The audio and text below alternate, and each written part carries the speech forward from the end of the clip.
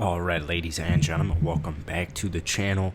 Today we have a Chicago Bulls video. They have concluded day 3 of training camp, and there is definitely some stuff going on here. We'll start it off by a tweet from NBA Central. They said that there's a good chance that the Lonzo Ball tampering situation does result in a loss of a first-round pick for the Chicago Bulls. To me, I'd still say I'm not too sure. I think, honestly, if there was anything there, I think that they would have figured it out by now. I don't think that there would be all of this waiting time. There's kind of a gray area situation going on right here.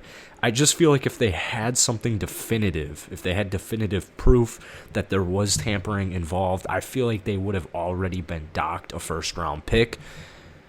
The thing is, we're getting close to the start of the season, and my guess is that once the season starts, this will no longer be an issue for the Chicago Bulls. But it was a really interesting tweet coming out of NBA Central. They're not necessarily like a verified NBA source or anything like that, but it is something to keep an eye on, that there is still some speculation being talked about, as it seems like the Chicago Bulls just really haven't been able to get past this fully. Also, if you guys enjoyed this video and you like Bulls content, NBA content, I try to post as much Bulls content as I possibly can. Beautiful night here in Chicago. The second thing we're going to talk about here is Zach LaVine. I thought his defense has made significant strides. He is showing some good defensive looks here in training camp, in the Chicago Bulls training camp, and a large portion of that I have to put on the Olympics.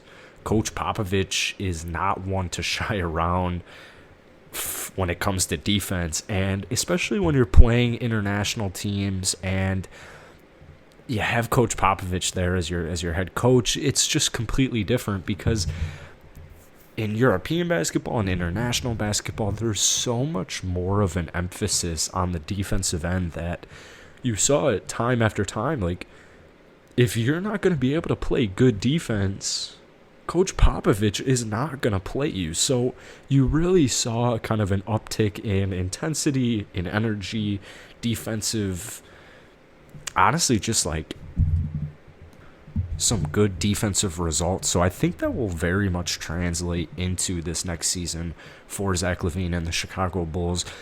Also, the addition of Lonzo Ball is going to be huge for Zach. He no longer is going to be required to guard the opposing team's best player in the backcourt every single night. And after 3 or so seasons, that's got to become a burden. So I expect Zach LaVine to be a much better defender this season. On ball, he's pretty solid. He can get lost fairly easily off ball, but I would say on ball, he's a very, very solid, doesn't get enough credit, pretty decent defender. So defensively, the backcourt duo, I am not worried whatsoever, because he got Lonzo Ball there. He's going to be the backcourt anchor. And then Zach LaVine, he should be able to do his role and hopefully and some, just based off of this Olympic performance. Finally, we'll end it here on Alex Caruso. I thought he's had a very impressive training camp, and I think he was just a really impressive signing by the Chicago Bulls.